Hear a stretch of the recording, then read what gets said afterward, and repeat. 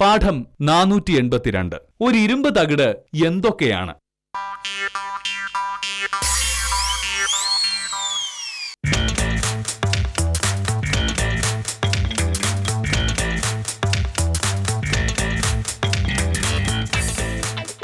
മോഹനേട്ടാ, ചായ. ഇന്നെന്താ ചായ പതിവില് നേരത്തെ ആണല്ലോ, എന്തുപറ്റി? മോഹനേട്ടൻ ഇങ്ങോട്ടൊരു സ്നേഹം കാണിക്കുമ്പോ ഞാൻ തിരിച്ചും കാണിക്കണ്ടേ? അതല്ലേ അതിന്റെ ഒരു മര്യാദ. മനസ്സിലായില്ല? കഴിഞ്ഞ 2 വർഷമായി ഞാൻ മോഹനേട്ടനോട് പറയുന്നതാണ് എന്നെ ഒരു സിനിമയ്ക്ക് കൊണ്ടുപോകാൻ. ഓരോ പ്രാവശ്യം ഓരോരോ ഒഴിവുകൾ പറഞ്ഞ് മോഹനേട്ടൻ രക്ഷപ്പെട്ടു. പക്ഷെ ഇന്നലെ എന്റെ നിർബന്ധത്തിന് വഴങ്ങി മോഹനേട്ടനെ സിനിമയ്ക്ക് കൊണ്ടുപോയില്ലേ? അതിനുള്ള പ്രത്യുപകാരമാണ് ഈ ചായ. ഭർത്താവിന് സമയത്ത് ചായ ഉണ്ടാക്കി കൊടുക്കുക എന്ന് പറയുന്നത് ഭാര്യയുടെ ഉത്തരവാദിത്തമാണ്. പക്ഷേ സിനിമയ്ക്ക് കൊണ്ടുപോയാലേ അത് ചെയ്യൂ എന്ന് പറയുന്നത് ധിക്കാരമാണ്. ഭാര്യയെ സിനിമയ്ക്ക് കൊണ്ടുപോകേണ്ടത് ഭർത്താവിന്റെ ഉത്തരവാദിത്തം തന്നെയാണ്. ഭർത്താവ് ഭർത്താവിന്റെ ഉത്തരവാദിത്തങ്ങൾ കൃത്യമായി ചെയ്യുമ്പോൾ ഭാര്യ ഭാര്യയുടെ ജോലിയും കൃത്യമായിട്ട് ചെയ്യും. അതാണ് നിയമം. ആ നിയമം ഞാൻ വായിച്ചിട്ടൊന്നുമില്ല. മോഹനേട്ടൻ വായിക്കാത്ത എത്രയോ നിയമങ്ങൾ അങ്ങനെയുണ്ട്. എന്തായാലും ഇന്ന് വക്കീൽ ഓഫീസിൽ ചെന്ന് ഇന്നലെ സിനിമയ്ക്ക് പോയ കാര്യം പറയുമ്പോ അവിടെയുള്ള സകലരും ഞെട്ടും. മോഹനേട്ടൻ എന്നെ സിനിമയ്ക്ക് കൊണ്ടുപോയി എന്ന് പറഞ്ഞിട്ടുണ്ടെങ്കിൽ മോഹനേട്ടൻ അറിയാവുന്നവരാരും വിശ്വസിക്കില്ല. സിനിമയ്ക്ക് കൊണ്ടുപോകാതിരുന്നാൽ പരാതി, കൊണ്ടുപോയാൽ പരിഹാസം. ഞാൻ പരിഹസല്ല മോഹനേട്ടാ, എന്റെ സന്തോഷം കൊണ്ട് പറഞ്ഞതല്ലേ. മോഹനേട്ടൻ ഇങ്ങനെ പുറമെ കാണുന്ന പോലെ ഒന്നുമല്ല. എന്നോട് ഭയങ്കര സ്നേഹാന്ന് എനിക്ക് അറിഞ്ഞൂടെ?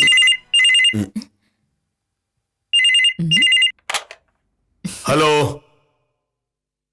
ഞാൻ രാജേന്ദ്രനാണ്, ഡെപ്യൂട്ടി തഹസീൽദാർ. നമസ്കാരം സാർ. എന്ത് നമസ്കാരം? മോഹനകൃഷ്ണന്റെ വില്ലേജ് ഓഫീസിൽ എന്താ ജോലി? സർ, പുറംപോക്കിന്റെ പട്ടിക തയ്യാറാക്കി താലൂക്ക് ഓഫീസിൽ എത്തിക്കാമെന്ന് പറഞ്ഞിട്ട് ദിവസം എത്രയായി? കഴിഞ്ഞ വെള്ളിയാഴ്ച കൊണ്ടുവരാന്ന് പറഞ്ഞിട്ട് എന്താ നടക്കാത്തത്? വെള്ളിയാഴ്ച എന്നല്ല പറഞ്ഞത് സർ, ചൊവ്വാഴ്ച. നാളെ രാവിലെ കൊണ്ടുവരാം സർ. താൻ വെള്ളിയാഴ്ച എന്ന് തഹസീൽദാരോട് പറയുമ്പോ ഞാൻ തൊട്ടടുത്ത് നിൽപ്പുണ്ടായിരുന്നു. വെറുതെ വേഷം കെട്ടെടുക്കല്ലേ മോഹനകൃഷ്ണ. അല്ല സാർ, ചൊവ്വാഴ്ച തന്നെ ഞാൻ പറഞ്ഞത്. സാറിന് സംശയം ഉണ്ടെങ്കിൽ തഹസീൽദാരോട് ചോദിച്ചു നോക്കണം. എന്തിന്? എനിക്കതിന്റെ ആവശ്യമൊന്നുമില്ല. ഒരാളൊരു കാര്യം പറഞ്ഞ അത് കൃത്യമായി ഓർത്തിരിക്കാനുള്ള കഴിവൊക്കെ എനിക്കുണ്ട്. തനിക്ക് ജോലി ചെയ്യാൻ കഴിയില്ലെങ്കിൽ അത് പറഞ്ഞാൽ മതി. പറയുമ്പോ വലിയ മാന്യൻ, സത്യസന്ധൻ. പക്ഷെ കയ്യിലിരിപ്പോ തന്റെ കാര്യത്തിൽ ഞാനൊരു തീരുമാനം ഉണ്ടാക്കി തരാം. സർ, എന്താ മോനേട്ടാ? ഡെപ്യൂട്ടി തഹസീൽദാർ രാജേന്ദ്രൻ സാറാ. ഒരു കാര്യമില്ല വഴക്കുണ്ട്. പുറംപോക്കിന്റെ പട്ടിക ചൊവ്വാഴ്ച കൊടുക്കാമെന്ന് ഞാൻ തഹസീൽദാരോട് പറഞ്ഞതാ. അപ്പോ രാജേന്ദ്രൻ സാറോട് ഉണ്ടായിരുന്നു. ഇപ്പൊ സാറ് പറയുന്നു കഴിഞ്ഞ വെള്ളിയാഴ്ച ഞാൻ കൊടുക്കാമെന്ന് പറഞ്ഞതെന്നാ. സാരില്ല, അത് പോട്ടെ. സർക്കാർ ഓഫീസാവുമ്പോ അങ്ങനെയൊക്കെ ഉണ്ടാവില്ലേ? പക്ഷെ ചെയ്യാത്ത കുറ്റത്തിന് പഴിയേക്കേണ്ട കാര്യം എന്താ? പോട്ട് മോഹനേട്ടാ, ഇനി അത് ഓർത്ത് വിഷമിച്ചിട്ട് എന്താ കാര്യം?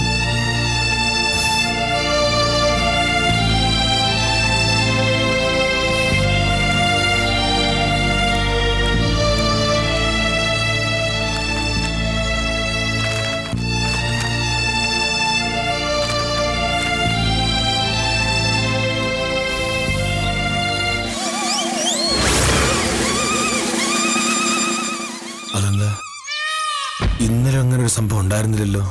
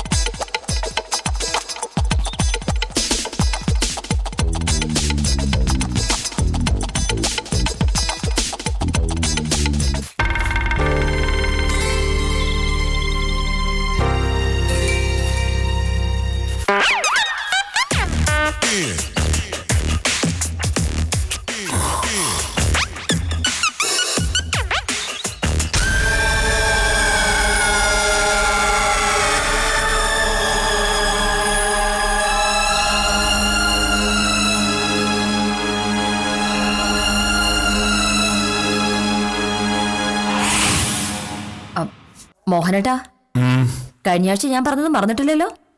അടുത്ത ശനിയാഴ്ചയാണ് വിശ്വനാഥ് സാറിന്റെ മോളുടെ കല്യാണ നിശ്ചയം.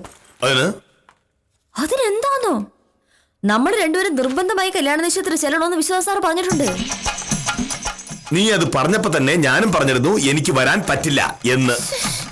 അങ്ങനെ പറഞ്ഞാൽ എങ്ങനെ മോഹനേട്ടാ? ഞാൻ ഒറ്റയ്ക്ക് പോയിട്ടുണ്ടെങ്കിൽ ആളില്ല എന്ത് പറയും? എന്ത് പറയാൻ? ഒന്നും പറയില്ല. മോഹനേട്ടൻ എവിടെയാണെന്ന് ചോദിച്ചാലോ? അങ്ങനെ ചോദിക്കുന്നവർക്ക് വട്ടാണ്. കാരണം ഞാൻ ഒരു ഉത്തരവാദിത്തപ്പെട്ട സർക്കാർ ഉദ്യോഗസ്ഥനാണെന്ന് എല്ലാവർക്കും അറിയാം. സർക്കാർ ജീവനക്കാർക്ക് ശനിയാഴ്ച പ്രവൃത്തി ദിവസവുമാണ്. ഞാൻ ആഫീസിൽ പോയതാണെന്ന് പ്രത്യേകം പറയേണ്ട കാര്യം എന്താണ്? ഒരു ദിവസം മോഹനേട്ടൻ ലീവ് എടുത്ത് തീരുന്ന പ്രശ്നമല്ലേ ഉള്ളൂ. ഭാര്യയുടെ കൂടെ ജോലി ചെയ്യുന്ന ആളുടെ മകളുടെ കല്യാണ നിശ്ചയത്തിന് എടുക്കാനുള്ളതല്ല ലീവ്. ഒട്ടും ഒഴിവാക്കാൻ പറ്റാത്ത പ്രശ്നം വരുമ്പോൾ മാത്രമാണ് ഒരു ഉദ്യോഗസ്ഥൻ ലീവ് എടുക്കാൻ പറയുന്നത്. ഇത് ഒഴിവാക്കാൻ പറ്റുന്ന ഒരു കാര്യമാണ്. പക്ഷെ എനിക്കത് ഒഴിവാക്കാൻ പറ്റില്ലല്ലോ. നീ ഒഴിവാക്കണ്ട, കല്യാണ നിശ്ചയത്തിന് പൊയ്ക്കോളൂ. ഒറ്റയ്ക്ക് ഞാൻ പോവില്ല. ഹമേ, ഇത് ദുർഭാഷയാണ്. ഞാൻ ലീവ് എടുക്കുമ്പോ തഹസിൽദാരോ ഡെപ്യൂട്ടി തഹസിൽദാരോ എന്നോട് ചോദിക്കില്ലേ എന്താ മോനോഷ കാര്യം എന്ന്? അപ്പൊ ഞാനിത് പറയും, ഭാമയുടെ സീനിയർ വക്കീലിന്റെ മകളുടെ കല്യാണ നിശ്ചയമാണ് എന്നോ? ഞാൻ അങ്ങനെ പറഞ്ഞാൽ എന്റെ മേലുദ്യോഗസ്ഥർ എന്നെ പറ്റി എന്ത് കരുതും? മോഹനേട്ടൻ ഞാനാണോ മോഹനേട്ടൻ മേലുദ്യോഗസ്ഥനാണോ വലുത്? നീ ഭാര്യയും തഹസിൽദാർ മേലുദ്യോഗസ്ഥനുമാണ്. ഇത് രണ്ടും തമ്മിൽ താരതമ്യപ്പെടുത്താൻ പറ്റില്ല. ശരി, മോഹനേട്ടൻ മേലുദ്യോഗസ്ഥൻ പറയുന്നത് കേട്ടുകൊണ്ടിരുന്നു. അടുത്ത ശനിയാഴ്ച എന്ത് വില കൊടുത്തും മോഹനേട്ടനെ കൊണ്ട് കല്യാണ നിശ്ചയത്തിന് ഞാൻ പോയിരിക്കും. അത് എന്റെ വാശിയാണ്. ഒരിക്കലും നടക്കാത്ത വാശി. നമുക്ക് കാണാം. ഈ വാശി ജയിക്കാൻ വേണ്ടി വന്നാൽ ഞാൻ കൂടോത്രം വരെ ചെയ്യും. നോക്കൂ.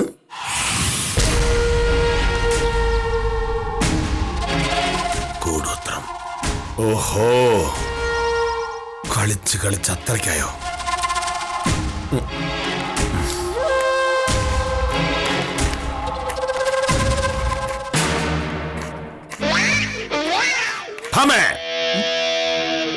നീ കളിച്ച് ഇത്രയ്ക്കായല്ലേ?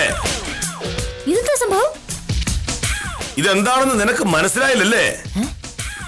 വിശ്വനാഥൻ സാറിന്റെ മകളുടെ കല്യാണ നിശ്ചയത്തിന് ഞാൻ വരില്ല എന്ന് പറഞ്ഞപ്പോ നീ പറഞ്ഞെന്താ? കൂടോത്രം ചെയ്തിട്ടായാലും എന്നെ നീ കൊണ്ടുപോകുമെന്ന്. നീ പറഞ്ഞപ്പോ ഞാൻ കരുതി അതൊരു തമാശയാണെന്ന്. ഇപ്പോഴല്ലേ മനസ്സിലായത് നീ പറയുക മാത്രമല്ല പ്രവർത്തിക്കുകയും ചെയ്തോളാണെന്ന്. ഇതെന്താണ് സാധനം? എനിക്ക് മനസ്സിലായില്ല. ഹമേ, നിന്റെ അഭിനയം ഇനി ഇവിടെ വില പോവില്ല. എനിക്ക് നിന്നേക്കാൾ സ്നേഹം എന്റെ മേലുദ്യോഗസ്ഥന്മാരോടാണെന്ന് നീ പറഞ്ഞു. അതിന് പ്രതിവിധിയായി നീ ഏതോ ജ്യോത്സ്യന്മാരെ പോയി കണ്ട് ഈ തകിട് ജപിച്ച് നീ ഈ വീട്ടിനെ മുറ്റത്ത് കുഴിച്ചിട്ടു. അതിന് ഫലമുണ്ടായല്ലോ. രാവിലെ ഒരു കാര്യവുമില്ലാതെ രാജേന്ദ്ര സാർ എന്നെ വഴക്കു പറഞ്ഞപ്പോഴേ ഞാനിത് മനസ്സിലാക്കേണ്ടതായിരുന്നു. എന്തൊക്കെയാ പറയണത്? വേണ്ട, അഭിനയം വേണ്ട. നീ ഈ ചെയ്ത കൂടോത്രത്തിന്റെ ഫലം ഞാൻ അനുഭവിച്ചു കഴിഞ്ഞു. ഇപ്പൊ വഴക്ക് പറഞ്ഞത് ഡെപ്യൂട്ടി തഹസിൽദാർ. ഇനി തഹസിൽദാരും കളക്ടറും ഒക്കെ എന്തൊക്കെ പറയാനിരിക്കുന്നു. എന്നാലും നീ ആള് കൊള്ളാലോ. സ്വന്തം ഭർത്താവിനെതിരെ കൂടോത്രം ചെയ്ത ലോകത്തിലെ ആദ്യത്തെ ഭാര്യയായിരിക്കും നീ. തലയ്ക്കെന്തെങ്കിലും കുഴപ്പമുണ്ടോ? എനിക്കാണെങ്കിൽ കൂടോത്രത്തിൽ വിശ്വാസമില്ല, ഞാൻ ഒട്ടും ചെയ്തിട്ടുമില്ല. നീ ചെയ്യാതെ പിന്നെ എങ്ങനെ ഇത് വീടിനെ വിട്ടു? ഇന്നലെ വൈകിട്ട് വരെ മുറ്റത്ത് അങ്ങനെ ഒരു കുഴിയേ ഇല്ലായിരുന്നു. കഴിഞ്ഞ രാത്രിയിലായത് ഇവിടെ കുഴിച്ചിട്ടെന്ന് ഉറപ്പാ. ഇന്നലെ സിനിമയ്ക്ക് പോയത് നമ്മൾ രണ്ടുപേരും ഒരുമിച്ചല്ലേ? തിരികെ വന്നപാടെ അകത്ത് കയറി വാതിലടച്ച് കിടക്കുകയും ചെയ്തു. പിന്നെ ഞാനിതെപ്പോഴാ കൂടെ കുഴിച്ചിടുക? ഞാൻ ഉറങ്ങിക്കഴിഞ്ഞപ്പോ നീ എഴുന്നേറ്റ് പോയി കുഴിച്ചിട്ട് കാണും. മനുഷ്യന് ഭ്രാന്ത് വന്ന് ഇങ്ങനെ ഉണ്ടാവോ? രാവിലെ തകട് പൊക്കി പിടിച്ചോണ്ട് വന്നിരിക്കുന്നു. മോഹനേട്ടാ, ഇത് കുഴിച്ചിട്ടത് ഞാനല്ല. പിന്നെ ആര്? നമ്മൾ ഇന്നലെ സിനിമയ്ക്ക് പോയി നേരത്തെ ആരെങ്കിലും വന്ന് ചെയ്തതാവോ? ആര്? അതെനിക്കെങ്ങനെ അറിയാം? നമ്മൾ സിനിമയ്ക്ക് പോകുന്ന കാര്യം നീ വേറെ ആരോടെങ്കിലും പറഞ്ഞിരുന്നു? ഞാൻ ആരോടും പറഞ്ഞിട്ടില്ല. പക്ഷേ മോഹനോട് ഉത്തമനോട് പറഞ്ഞിരുന്നു. ഉത്തമൻ ആരോടെങ്കിലും പറഞ്ഞിട്ടുണ്ടോ എന്ന് അറിയണമെങ്കിൽ ഉത്തമനോട് ചോദിക്കണം.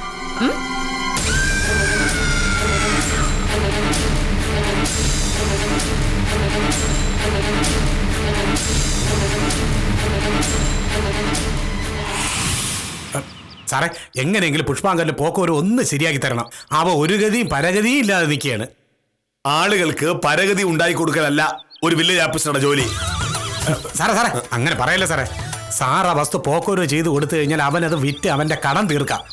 അല്ലെങ്കിൽ തൂങ്ങിച്ചാവാനേ അവന് വഴിയുള്ളൂ. അതും എന്റെ പ്രശ്നമല്ല. കമ്പോള വിലയിൽ താഴ്ത്തി വസ്തു ആധാരം ചെയ്തുകൊണ്ട് വന്നാൽ പോക്കുവരവ് ചെയ്തു കൊടുക്കാനല്ല സർക്കാർ കെ മോഹനകൃഷ്ണൻ ശമ്പളം തരുന്നത്. അയ്യോ സാർ, അങ്ങനെ പറയല്ലേ. സാറിന്റെ കാല് പിടിച്ചിട്ടായാലും കാര്യം സാധിക്കണമെന്ന് പറഞ്ഞിട്ടാണ് പുഷ്പാങ്കത എന്നെ വിട്ടിരിക്കുന്നത്. എന്റെ കാല് പിടിച്ചുകൊണ്ട് ഒരു കാര്യമില്ല. കഴിഞ്ഞ മാസം ഇതുപോലൊരു കേസുമായി ഡെപ്യൂട്ടി തഹസിൽദാർ രാജേന്ദ്രൻ സാർ ഒരാളെ പറഞ്ഞയച്ചിരുന്നു. പക്ഷേ ഞാൻ പറഞ്ഞു നടക്കില്ല എന്ന്. അതിന്റെ പേരിൽ രാജേന്ദ്രൻ സാർ ആകെ പിണങ്ങിയിരിക്കുക. അങ്ങനെയുള്ളപ്പോൾ ഞാൻ പുഷ്പാങ്കതന്റെ കാര്യത്തിൽ ഒരു വിട്ടുവീഴ്ച ചെയ്താൽ രാജേന്ദ്രൻ സാർ ചോദിക്കില്ലേ? ആവശ്യമില്ലാത്ത കാര്യങ്ങൾക്ക് എന്റെ മേലുദ്യോഗസ്ഥരെ പിണക്കാൻ കെ മോഹനകൃഷ്ണൻ തയ്യാറല്ല. സാറേ, സകല പിടിയും വിട്ട് നിൽക്കുകയാണ് പുഷ്പാങ്കത. പോക്ക് വരവ് നടന്നില്ല എന്നുണ്ടെങ്കിൽ അവ എന്ത് ചെയ്യുമെന്ന് പറയാൻ പറ്റൂല. ഇന്നലെ ഞാനും അവനും കൂടി രാമപ്പണിക്കർ അടുത്ത് പോയി പ്രശ്നം വെച്ച് നോക്കി. കാര്യം നടക്കണമെന്നുണ്ടെങ്കിൽ കൂടോത്രം തന്നെ വേണമെന്നാണ് പണിക്കര് പറഞ്ഞത്. അപ്പോ ഉത്തമനും പുഷ്പാങ്കതനും കൂടി കൂടോത്രത്തിന്റെ വഴിക്ക് പോകും. പക്ഷേ ഒരു കൂടോത്രം കൊണ്ടും വില്ലേജ് ഓഫീസിലെ കാര്യങ്ങൾ നടക്കില്ല. കാരണം ഇവിടുത്തെ വില്ലേജ് ഓഫീസർ ആരാണ്? Sir K Mohanakrishnan.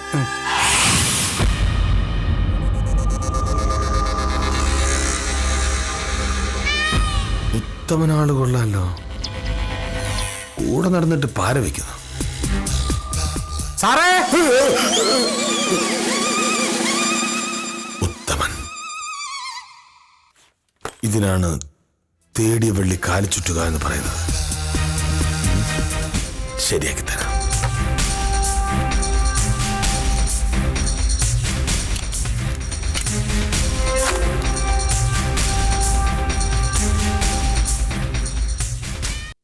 നമസ്കാരമുണ്ട് സാർ. കേശവൻകുട്ടിയുടെ സ്ഥലം ഇളക്കാൻ ചെല്ലാന്ന് പറഞ്ഞത് ഇന്നാണ്. രാവിലെയാണോ വൈകിട്ടാണോ പോകുന്നതെന്ന് അറിയാൻ വേണ്ടി വന്നതാ. ഉത്തമൻ ഈ പരിപാടി എന്ന് തുടങ്ങി? ഞാൻ ഈ പരിപാടി തുടങ്ങിയിട്ട് 6-7 കൊല്ലമായില്ല സാറേ. എന്താ സാറേ ഇപ്പൊ അങ്ങനെ ചോദിക്കാൻ? ആ പരിപാടിയുടെ കാര്യമില്ല ഞാൻ ചോദിച്ചത്. ഈ പരിപാടിയുടെ കാര്യം. ഈ പരിപാടി എന്തോന്ന് പരിപാടി? ഈ പരിപാടിയുടെ കാര്യം. ഇതെന്തോന്ന് സാറേ സംഭവം? ഉത്തമന് മനസ്സിലായില്ലല്ലേ? ഇല്ല. പുഷ്പാങ്കതന്റെ വസ്തു പോക്കുവരവ് ചെയ്യാതെ വന്നപ്പോ ഉത്തമൻ അയാളെയും കൂട്ടി രാമപ്പണിക്കരടുത്ത് പോയില്ലേ? പോയി. കൂടോത്രം ചെയ്താലേ കാര്യങ്ങൾ നടക്കൂ എന്ന് രാമപ്പണിക്കർ പറഞ്ഞു. പറഞ്ഞു. പണിക്കരുടെ വാക്ക് കേട്ട് ഉത്തമനും പുഷ്പാങ്കതനും കൂടി എനിക്കെതിരെ കൂടോത്രം ചെയ്ത് ഇന്നലെ ഞാനും ഭാമയും കൂടി സിനിമയ്ക്ക് പോയ നേരം നോക്കി ഇവിടെ കൊണ്ടുവന്ന് കുഴിച്ചിട്ടു അല്ലേ? സാറെന്തോന്ന് ഈ പറയുന്നേ? ഒന്നും പറയണ്ട, എല്ലാം എനിക്ക് മനസ്സിലായി. ഇത്രയും കാലം എന്റെ കൂടെ നടന്ന് ഓരോ കാര്യങ്ങൾ സാധിച്ചെടുത്തിട്ട് ഒടുവിൽ ഒരു കാര്യം നടക്കില്ല എന്ന് ഞാൻ പറഞ്ഞപ്പോ ഉടനെ എനിക്കെതിരെ കൂടോത്രം. കൊള്ളാം. ഉത്തമന്റെ കൂടോത്രം കാരണം ഇന്ന് ഞാൻ രാജേന്ദ്ര സാറിന്റെ വായിരിക്കുന്ന ചീത്ത കേട്ടു എന്നുള്ളത് നേരാ. പക്ഷേ അതുകൊണ്ടൊന്നും പുഷ്പാങ്കതന്റെ പോക്കുവരവ് നടക്കും എന്ന സ്വപ്നം കാണണ്ട. ഞാൻ ജീവിച്ചിരിക്കുമ്പോ ആ വസ്തു പോക്കുവരവ് നടക്കില്ല. ഇനി അതും പറഞ്ഞ് ഉത്തമനോ പുഷ്പാങ്കതനോ വില്ലേജ് ഓഫീസിന്റെ പരിസരത്തെങ്ങാനും വന്ന വിവരം അറിയും. എന്റെ പൊന്ന് സാറേ, സാർ ഈ പറഞ്ഞ ഒന്നും എനിക്ക് പിടികിട്ടിയില്ല. ഇന്നലെ സാറ് സിനിമയ്ക്ക് പോകുന്നതിന് മുമ്പ് ഞാൻ കായംകുളത്തിന് കല്യാണ നിശ്ചയത്തിന് പോയതാണെന്നുള്ള കാര്യം സാറിന് അറിയാലോ. ഇന്ന് രാവിലെയാണ് ഞാൻ തിരിച്ചു വന്നത്. സാറിന് സംശയമാണെന്നുണ്ടെങ്കിൽ എന്റെ കൂടെ വന്ന ടാക്സി ഡ്രൈവർ ദിവാറിന്റെ അടുത്ത് ചോദിച്ചു നോക്ക്. അല്ലെങ്കിൽ തന്നെ ഇങ്ങനെ ഒരു നിസ്സാര കാര്യത്തിന്റെ പേരിൽ ഞാൻ സാറിനെതിരെ കൂടോത്രം ചെയ്യുമെന്ന് സാറിന് തോന്നുന്നുണ്ടോ?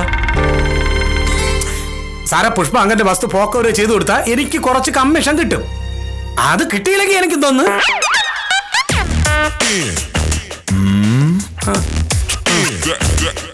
ഇങ്ങോട്ട് നോക്ക. ഉത്തമൻ അല്ലെങ്കിൽ പിന്നെ വേറെ ആരാ ചെയ്തത്? ഞങ്ങൾ ഇന്നലെ സിനിമയ്ക്ക് പോയ നേരത്താണ് ഇതിവിടെ കുഴിച്ചിട്ടത് എന്ന് ഉറപ്പാ. സാറേ, ഉള്ള കാര്യം പറയാല്ല. സാറിനോട് ഈ നാട്ടിൽ ഏറ്റവും കൂടുതൽ ശത്രുതയുള്ളത് ആർക്കാണെന്നറിയാമോ? ആർക്ക്? സാറിന്റെ ആഫീസിലുള്ളവർക്ക്. സാറിന്റെ കടുംപിടുത്തം കാരണം 10 പൈസ കൈക്കൂലി വാങ്ങാൻ പറ്റാതെ ശ്വാസം മുട്ടി കഴിയുകയാണ് ശിശുപാല സാറും സ്വയംപ്രഭ സാറും കാഞ്ചന സാറും. അവരാരെങ്കിലും ഒപ്പിച്ചതായിരിക്കും ഇത്.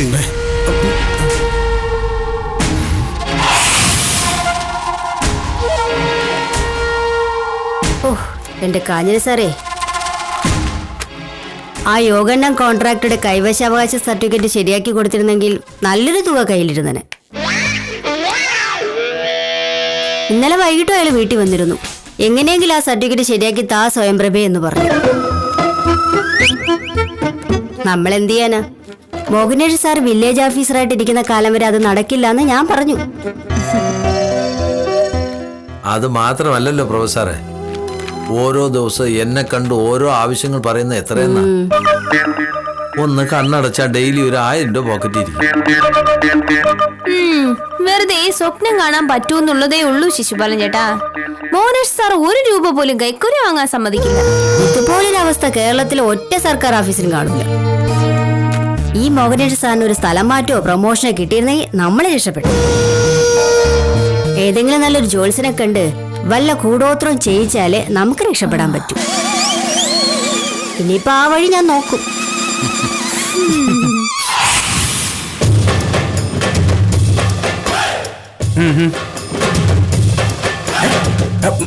ശരിയാണ്, ഉത്തമൻ പറഞ്ഞത് ശരിയാണ്. സ്വയംപ്രഭയ്ക്ക് ഞാൻ വെച്ചിട്ടുണ്ട്. കാഞ്ചന സാർ അറിഞ്ഞൊരു സംഭവം. എന്റെ വീടിന്റെ തൊട്ട് ചേർന്ന് താമസിക്കുന്ന സോമന്റെ വീട്ടില് ഇന്നലെ ഭയങ്കര ബഹളമായിരുന്നു. എന്താ കാര്യം? സോമനും കെട്ടിയോള് ഗിരിജയും തമ്മിൽ എന്നും വഴക്കല്ലേ. സോമൻ കള്ളുടിച്ച് വന്നിട്ട് ഗിരിജ എന്നും തല്ലും. ഗിരിജ അതിന് തറുതല പറയുകയും ചെയ്യും. ഇന്നലെ സോമൻ വന്നപ്പോ വീടിന്റെ മുറ്റത്തൊരു തകിട് എന്തോ പൂജിച്ച് കെട്ടിയിരിക്കുവായിരുന്നു. ഗിരിജ ഗൂഢോത്ര ചെയ്തതാണെന്നും പറഞ്ഞ് സോമൻ ഒരേ ബഹളം. വീട്ടുമുറ്റത്ത് തകിട് കിടക്കുന്ന കണ്ട ആരായാലും പേടിച്ചു പോവില്ലേ? ഇനിയിപ്പോ കൂടോത്ര ചെയ്യുകയാണെങ്കിലും ആരും കാണാതെ കുഴിച്ചിടാനുള്ള ബുദ്ധി വേണം. സ്വയംപ്രഭയ്ക്ക് ആ ബുദ്ധി ഉണ്ടെന്ന് എനിക്കറിയാം. എനിക്ക് സ്ഥലം മാറ്റം കിട്ടാനായി ഒരു തകിടിൽ കൂടോത്രം ചെയ്ത് ഞാൻ ഇല്ലാത്ത നേരം നോക്കി വീടിന്റെ മുറ്റത്തുകൊണ്ടൊന്ന് കുഴിച്ചിട്ടാൽ ഞാൻ അറിയില്ല എന്ന് കരുതി. പക്ഷേ നിങ്ങളൊക്കെ എന്തൊക്കെ ചെയ്താലും എനിക്കൊരു ചുക്ക് സംഭവിക്കാൻ പോകുന്നില്ല. നിങ്ങൾ കൂടോത്രം ചെയ്ത് കുഴിച്ചിട്ട തകിട് ഇപ്പൊ അടുപ്പിക്കിടന്ന് കത്ത് കയറി. മനസ്സിലായില്ല. പക്ഷെ എനിക്കല്ല മനസ്സിലായി. ഇനി ആ തകിട് എന്റെ വീടിന്റെ മുറ്റത്ത് കൊണ്ടുവന്ന് കുഴിച്ചിട്ട് ആരാണെന്ന് മാത്രം ഇനി പറഞ്ഞാൽ മതി. ശിവനാണോ? സാറ് എന്ത് കൂടോത്രത്തിന്റെ കാര്യം ഈ പറയണേ? ആ സാറേ, പ്രൊഫസർ പറഞ്ഞോണ്ടിരുന്ന ഓട്ടോക്കാരൻ സോമന്റെ വീട്ടിൽ ആരോ തകിട് കുഴിച്ചിട്ട കാര്യ. സാറിന്റെ വീട്ടിൽ കൊണ്ടുവന്ന് തകിട് കുഴിച്ചിട്ടാണേ ഞങ്ങൾക്ക് എന്താ പ്രാന്താണോ? അപ്പൊ പിന്നെ എന്റെ വീടിന്റെ മുറ്റത്ത് കുഴിച്ചിട്ട ആ തകിട്. ഓഹോ, അപ്പൊ അങ്ങനെ ഒരു സംഭവം ഉണ്ടായോ? ശിശുപാലൻ ചേട്ടാ, അങ്ങനെയാണെങ്കിൽ സംഭവം സോമന്റെ വീട്ടിൽ നടന്നത് തന്നെയാ.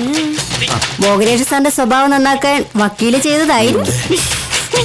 സാറേ, സാറിന്റെ വീട്ടുമുറ്റത്ത് തകിട് കുഴിച്ചിടാൻ ജീവനിൽ കൊതിയുള്ള ആർക്കെങ്കിലും ധൈര്യം വരുമോ? അങ്ങനെ ഒരു കാര്യം ചെയ്യാൻ ധൈര്യമുള്ള ഒരേ ഒരാളെ ഈ നാട്ടിലുള്ളൂ. അത് വക്കീല.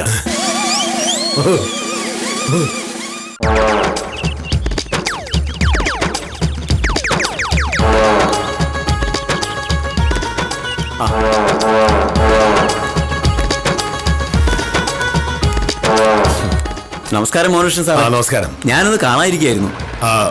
ഉൽപ്പലക്ഷൻ ചേട്ടൻ എന്താ ഈ വഴിക്ക്? ആ വളവിനപ്പുറത്ത് ഞാൻ ഒരു വീട് വാടകയ്ക്ക് കൊടുത്തിട്ടുണ്ട്. അതിന്റെ വാടക പിരിക്കേണ്ട ദിവസമായിരുന്നു.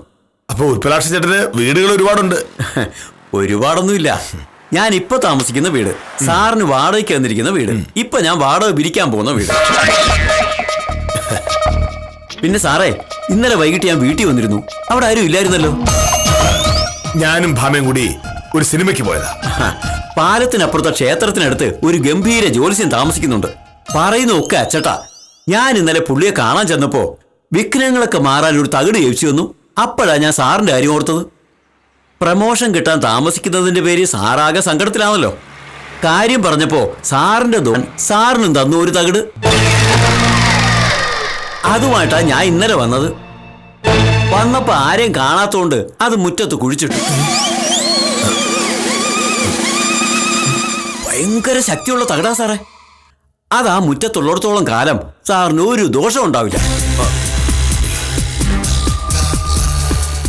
യാതൊരു കാരണവശാലും അതവിടുന്ന് എടുത്ത് മാറ്റരുതെന്നാ ജ്യോത്സ്യം പറഞ്ഞിരിക്കുന്നത്.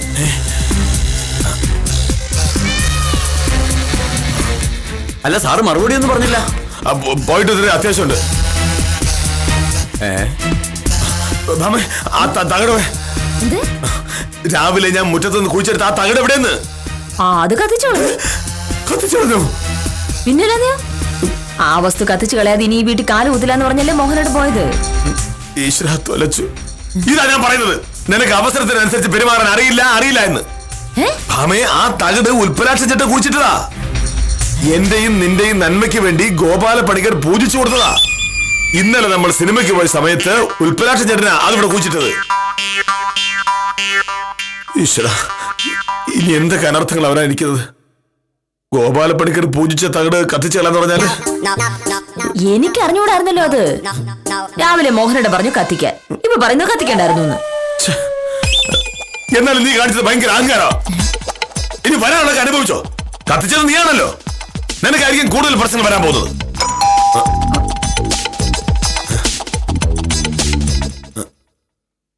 നമസ്കാരം മോഹനകൃഷ്ണ. രാജേന്ദ്രൻ സാറോ? സാറെന്താ ഈ വഴിക്ക്? ഞാൻ തന്നെ ഒന്ന് കാണാൻ തന്നെ വന്നതാ. സാറ് വന്ന കാര്യം എനിക്ക് മനസ്സിലായി. തഹസിൽദാരുടെ അടുത്ത് വെച്ച് അന്ന് ചൊവ്വാഴ്ച കൊടുക്കാമെന്ന് തന്നെയാ ഞാൻ പറഞ്ഞത്. സാറ് തെറ്റിദ്ധരിച്ച വെള്ളിയാഴ്ച എന്ന് പറഞ്ഞത്. ഭാമേ, ഇത് രാജേന്ദ്രൻ സാറ്, ഡെപ്യൂട്ടി തഹസിൽദാർ. നമസ്കാരം സാർ. മോഹനേട്ടൻ എപ്പോഴും പറയും എന്നെപ്പറ്റി മോഹനകൃഷ്ണൻ പറയുന്നത് അത്ര നല്ല കാര്യങ്ങളായിരിക്കില്ലല്ലോ. ഞാനും പുള്ളിക്കാരനും തമ്മിൽ എപ്പോഴും വഴക്കാ. ആ തകട് കത്തിച്ച പ്രശ്നമായി നേരിട്ട് തെരുവിളിക്കാൻ വന്നതാ. അനുഭവിക്കല്ല എന്ത് ചെയ്യാനാ. രാവിലെ മോഹനകൃഷ്ണനോട് ഫോണിൽ വഴക്കുണ്ടാക്കിയിട്ട് ഞാൻ തഹസിൽദാരെ കണ്ടിരുന്നു. അപ്പൊ തഹസിൽദാർ പറഞ്ഞു മോഹനകൃഷ്ണൻ പറഞ്ഞതാ ശരിയെന്ന്. ശരിക്കും മോഹനകൃഷ്ണൻ ചൊവ്വാഴ്ച എന്നാ പറഞ്ഞത്. തെറ്റുപറ്റിയത് എനിക്കാ. കാര്യം പറഞ്ഞപ്പോ തഹസിൽദാർ പറഞ്ഞു മോഹനകൃഷ്ണനോട് നേരിട്ട് ചെന്ന് ക്ഷമ പറയണമെന്ന്.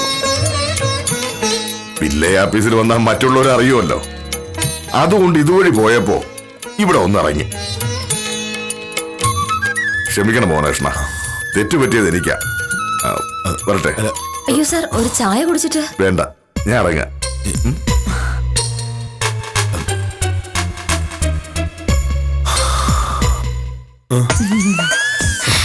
തകിട് കത്തിച്ചത് നന്നായോ മോശമായോ? ഇപ്പൊ മോഹനയുടെ ഒരു കാര്യം മനസ്സിലായോ? ഇതൊക്കെ നമ്മുടെ മനസ്സിന്റെ പ്രശ്നങ്ങളാ. രാവിലെ അബദ്ധത്തിൽ രാജേന്ദ്ര സാർ വഴക്ക് പറഞ്ഞതിന്റെ പിറകെ മോഹനേട്ടൻ ആ തകിട് കണ്ടു.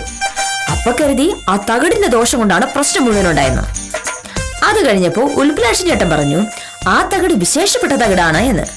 ഉടനെ മോഹനേട്ടൻ കരുതി ആ തകിട് കത്തിച്ചത് പ്രശ്നമായെന്ന്. പക്ഷേ ഒടുവിലിപ്പോ എന്താ ഉണ്ടായത്? എന്റെ വില്ലേജ് ഓഫീസറുടെ പേടി കൊണ്ട് തോന്നുന്ന ഇതൊക്കെ. മോഹനേട്ടനെ പോലെ സത്യസന്ധനായ ഒരു ഉദ്യോഗസ്ഥനെതിരെ ഒരു തകിടി കൂടോത്രം ചെയ്താൽ ഫലിക്കണമെങ്കിൽ പിന്നെ ആ ദൈവം എന്ത് ദൈവമാ? ദൈവത്തിൽ വിശ്വസിക്കുകയാണെങ്കിൽ ദൈവത്തിൽ വിശ്വസിക്കുക, ദൈവത്തിൽ മാത്രം വിശ്വസിക്കുക. അങ്ങനെയല്ലേ വേണ്ടത്? പറഞ്ഞു വരുമ്പോ നീ പറഞ്ഞൊരു കാര്യമുണ്ട്. പക്ഷേ ഒന്നുമില്ല, നീ പറഞ്ഞതിൽ മാത്രമേ കാര്യമുള്ളൂ. ഒരു ഇരുമ്പ് തകിടിന് മനുഷ്യ ജീവിതത്തെ മാറ്റിമറിക്കാനുള്ള ശക്തിയുണ്ടെന്ന് പറഞ്ഞാൽ അവിശ്വാസികൾ തർക്കിച്ചേക്കാം. അതിലെ വസ്തുതകൾ എന്തുമാകട്ടെ, മോഹനകൃഷ്ണൻ ഭയപ്പെട്ടതൊന്നും സംഭവിച്ചില്ല എന്നതിനാൽ കൂടുതൽ തർക്കിക്കാൻ ഞങ്ങളുമില്ല. വില്ലേജ് ഓഫീസറുടെയും വക്കീലിന്റെയും പുതിയ കഥകളുമായി കാര്യം നിസാരം തുടരുന്നു.